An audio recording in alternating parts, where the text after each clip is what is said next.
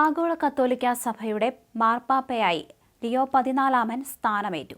2 മണിക്കൂറോളം നീണ്ടുനിന്ന ചടങ്ങുകൾക്കൊടുവിലാണ് ലിയോ 14 മാർപ്പാപ്പയായി ചുമതലയേറ്റത്.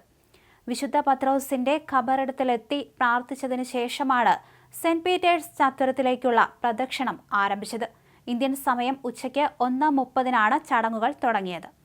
3:30 കുർബാന ചടങ്ങുകൾ പൂർത്തിയായി. സെന്റ് പീറ്റേഴ്സ് ചത്വരത്തിലെ പ്രധാന വേദിയിലായിരുന്നു ചടങ്ങുകൾ നടന്നത്.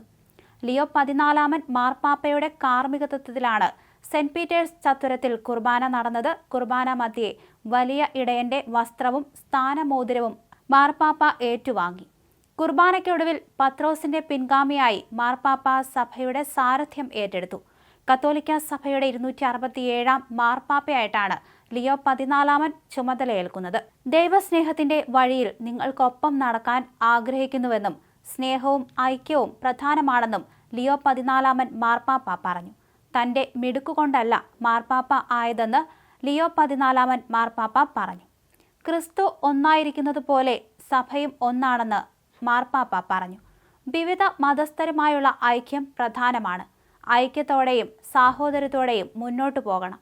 ഐക്യമുള്ള സഭയാണ് തന്റെ ആദ്യത്തെ ആഗ്രഹമെന്നും മാർപ്പാപ്പ കൂട്ടിച്ചേർത്തു. ഇത് സ്നേഹത്തിന്റെ സമയമാണ്. ലോക സമാധാനത്തിനായി ഒരുമിക്കണം. സമാധാനമുള്ള ഒരു പുതിയ ലോകത്തിലേക്ക് നടക്കണം. സ്നേഹിക്കാൻ മനുഷ്യന് സാധിക്കണം. ദൈവസ്നേഹം ഉള്ളിൽ നിറയുമ്പോൾ മാത്രമേ അപരസ്നേഹം സാധ്യമാവുകയുള്ളൂ. സ്നേഹത്തിന്റെ പാലങ്ങൾ തീർക്കണം. അങ്ങനെ പരസ്പരം സ്നേഹിക്കുന്ന ഒരു ലോകത്തെ നമുക്ക് സൃഷ്ടിക്കണം. ലിയോ 14 മാർപ്പാപ്പ പറഞ്ഞു. വിശുദ്ധ പത്രോസിന്റെ ഖബറിടത്തിലെത്തി പ്രാർത്ഥിച്ചതിനു ശേഷമാണ് സെന്റ് പീറ്റേഴ്സ് ചത്വരത്തിലേക്കുള്ള പ്രദക്ഷിണം ആരംഭിച്ചത്. സ്ഥാനാരോഹണ ചടങ്ങിന് സാക്ഷ്യം വഹിക്കാൻ ലോക നേതാക്കൾ വത്തിക്കാനിലെത്തിയിരുന്നു. രാജ്യസഭാ ഉപാധ്യക്ഷന്റെ നേതൃത്വത്തിലുള്ള ഇന്ത്യൻ സംഘവും വത്തിക്കാനിൽ എത്തിയിരുന്നു.